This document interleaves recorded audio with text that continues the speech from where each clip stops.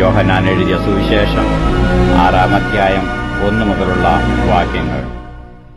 അനന്തരം യേശു തിബരിയാസ് എന്ന ഗലീലക്കടലിന്റെ അക്കരയ്ക്ക് പോയി. അവൻ രോഗികളിൽ ചെയ്യുന്ന അടയാളങ്ങളെ കണ്ടിട്ട് ഒരു വലിയ പുരുഷാരം അവന്റെ പിന്നാലെ ചെന്നു. യേശു മലയിൽ കയറി ശിഷ്യന്മാരോടുകൂടെ അവിടെ ഇരുന്നു. യഹൂദന്മാരുടെ പെസഹ പെരുന്നാൾ അടുത്തിരുന്നു.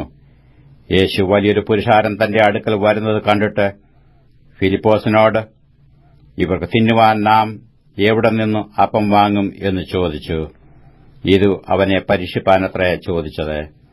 താൻ എന്തു ചെയ്യുവാൻ പോകുന്നു എന്ന് താൻ അറിഞ്ഞിരുന്നു. ഫിലിപ്പോസ് അവനോട്, ഓരോരുത്തരും അല്പമല്പം ലഭിക്കേണ്ടതിന് 200 പണത്തിനു അപ്പം മതിയാകയില്ല എന്ന് ഉത്തരം പറഞ്ഞു. ശിഷ്യന്മാരിൽ ഒരുത്തനായ ശിമോൻ പത്രോസിന്റെ സഹോദരനായ അന്ത്രയോസ് അവനോട്, ഇവിടെ ഒരു ബാലകനുണ്ട്. അവന്റെ പക്കൽ 5 യവത്തപ്പവും 2 മീനും ഉണ്ട്. എങ്കിലും ഇത്ര പേർക്ക് അത് എന്തുള്ളൂ എന്ന് പറഞ്ഞു. ആളുകളെ ഇരുത്തുവീൻ എന്ന് യേശു പറഞ്ഞു. ആ സ്ഥലത്ത് വളരെ പുല്ലുണ്ടായിരുന്നു. 5000-ഓളം പുരുഷന്മാർ ഇരുന്നു. പിന്നെ യേശു അപ്പമെടുത്ത് വാഴ്ത്തി ഇരുന്നവർക്ക് പങ്കിട്ടു കൊടുത്തു.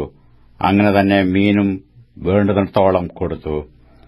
അവർക്ക് തൃപ്തിയായ ശേഷം അവൻ ശിഷ്യന്മാരോട്, ശേഷിച്ച കഷ്ണം ഒന്നും നഷ്ടമാക്കാതെ ശേഖരിപ്പീൻ എന്ന് പറഞ്ഞു. 5 യവത്തപ്പത്തിൽ തിന്നു ശേഷിച്ച കഷണം അവർ ശേഖരിച്ചു 12 കൊട്ട നിറച്ചെടുത്തു. അവൻ ചെയ്ത അടയാളം ആളുകൾ കണ്ടിട്ട്, ലോകത്തിലേക്ക് വരുവാനുള്ള പ്രവാചകൻ ഇവനാകുന്നു സത്യം എന്ന് പറഞ്ഞു. അവർ വന്ന് തന്നെ പിടിച്ച് രാജാവാക്കുവാൻ ഭാവിക്കുന്നു എന്ന് യേശു അറിഞ്ഞിട്ട് പിന്നെയും തനിച്ച് മലയിലേക്ക് വാങ്ങിപ്പോയി. സന്ധ്യയായപ്പോൾ ശിഷ്യന്മാർ കടൽപ്പുറത്തേക്ക് ഇറങ്ങി പടക് കയറി കടലക്കരെ കഫർന്നഹൂമിലേക്ക് യാത്രയായി. ഇരുട്ടായ ശേഷവും യേശു അവരുടെ അടുക്കൽ വന്നിരുന്നില്ല. കൊടുങ്കാറ്റു അടിക്കിയാൽ കടൽ കോപിച്ചു.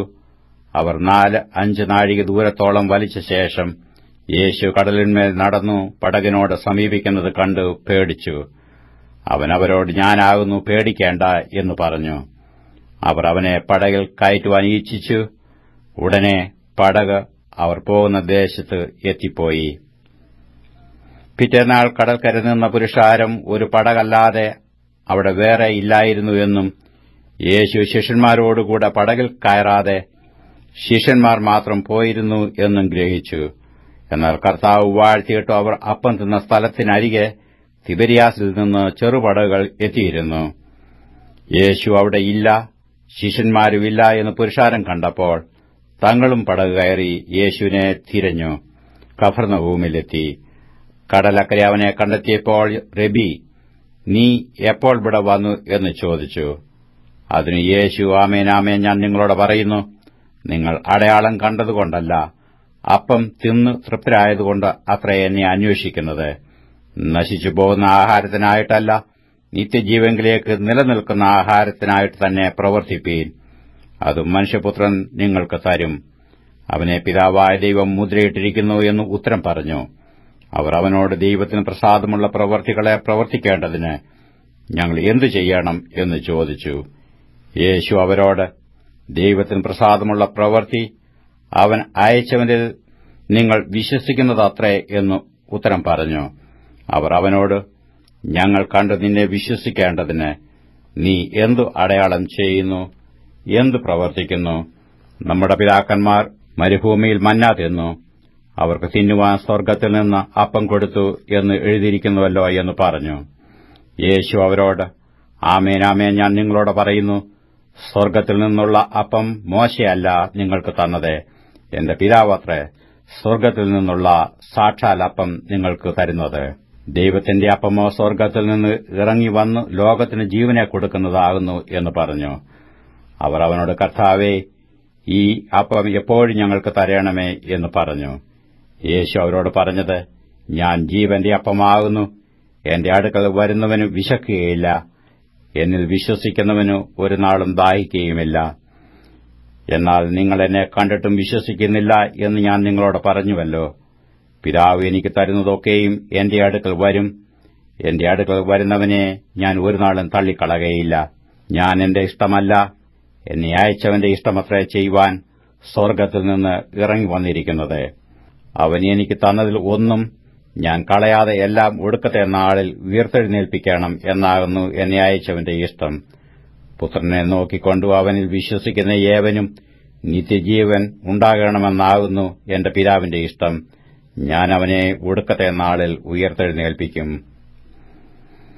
ഞാൻ സ്വർഗ്ഗത്തിൽ നിന്ന് ഇറങ്ങിവന്ന അപ്പം എന്നു അവൻ പറഞ്ഞതിനാൽ യഹൂദന്മാർ അവനെക്കുറിച്ച് പിറുപിറുത്തു.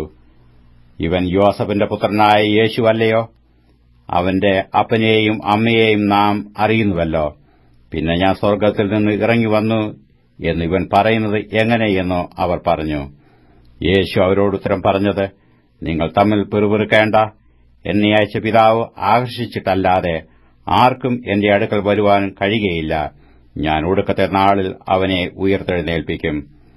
എല്ലാവരും ദൈവത്താൽ ഉപദേശിക്കപ്പെട്ടവർ ആകും എന്ന് പ്രവാചകപുസ്തകങ്ങളിൽ എഴുതിയിരിക്കുന്നു. പിതാവിനോട് കേട്ട് പഠിച്ചവൻ എല്ലാം എന്റെ അടുക്കൽ വരും.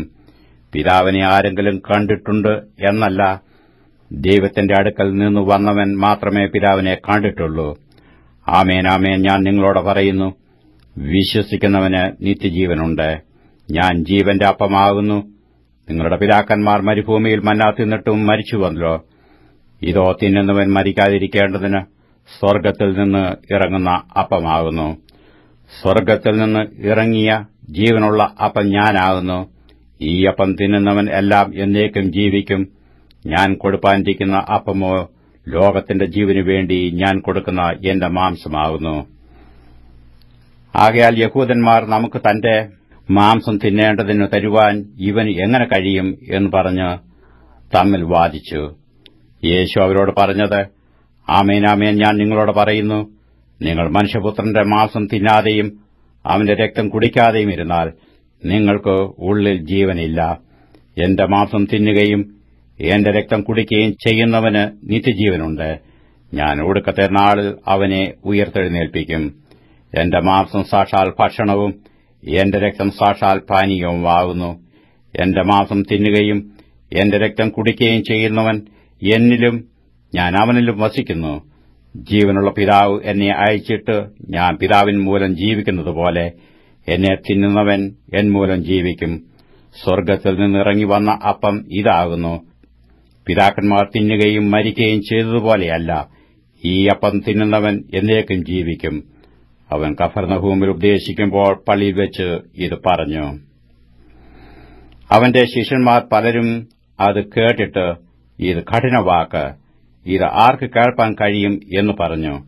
ശിഷ്യന്മാർ അതിനെ ചൊല്ലി പിറുപിറുക്കുന്നത് യേശു തന്നിൽ തന്നെ അറിഞ്ഞു അവരോട്, ഇത് നിങ്ങൾക്ക് ഇടർച്ചയാകുന്നുവോ? മനുഷ്യപുത്രൻ മുമ്പേ ഇരുന്നിടത്തേക്ക് കയറിപ്പോകുന്നത് നിങ്ങൾ കണ്ടാലോ? ജീവിപ്പിക്കുന്നത് ആത്മാവാകുന്നു, മാംസം ഒന്നിനും ഉപകരിക്കുന്നില്ല. ഞാൻ നിങ്ങളോട് സംസാരിച്ച വചനങ്ങൾ ആത്മാവും ജീവനുമാകുന്നു. എങ്കിലും വിശ്വസിക്കാത്തവർ നിങ്ങളുടെ ഇടയിൽ ഉണ്ട് എന്ന് പറഞ്ഞു. വിശ്വസിക്കാത്തവർ ഇന്നവർ എന്നും തന്നെ കാണിച്ചു കൊടുക്കുന്നവൻ ഇന്നവനെന്നും യേശു ആദ്യം മുതൽ അറിഞ്ഞിരുന്നു.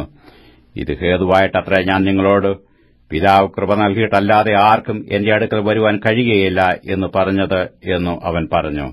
അന്നു മുതൽ അവന്റെ ശിഷ്യന്മാരിൽ പലരും പിൻവാങ്ങിപ്പോയി, പിന്നെ അവനോടുകൂടെ സഞ്ചരിച്ചില്ല. ആകയാൽ യേശു പന്തിരുവരോട്, നിങ്ങൾക്കും പൊയ്ക്കൊള്ളുവാൻ മനസ്സുണ്ടോ എന്ന് ചോദിച്ചു. ശീമോൻ പത്രോസ് അവനോട്, കർത്താവേ, ഞങ്ങൾ ആരുടെ അടുക്കൽ പോകും? നിത്യജീവന്റെ വചനങ്ങൾ നിന്റെ പക്കൽ ഉണ്ട്. നീ ദൈവത്തിന്റെ പരിശുദ്ധനെന്ന് ഞങ്ങൾ വിശ്വസിച്ചും അറിഞ്ഞുമിരിക്കുന്നു എന്ന് ഉത്തരം പറഞ്ഞു. യേശു അവരോട്, നിങ്ങളെ 12 പേരെ ഞാൻ തിരഞ്ഞെടുത്തില്ലയോ? എങ്കിലും നിങ്ങൾ ഒരുത്തൻ ഒരു പിശാചാകുന്നു എന്ന് ഉത്തരം പറഞ്ഞു. ഇതും അവൻ ശിമോൻ ഇസ്കരിയോത്താവിന്റെ മകനായ യൂദയെക്കുറിച്ച് പറഞ്ഞു. ഇവൻ 12 ഒരുത്തനെങ്കിലും അവനെ കാണിച്ചു കൊടുപ്പാനുള്ളവൻ ആയിരുന്നു.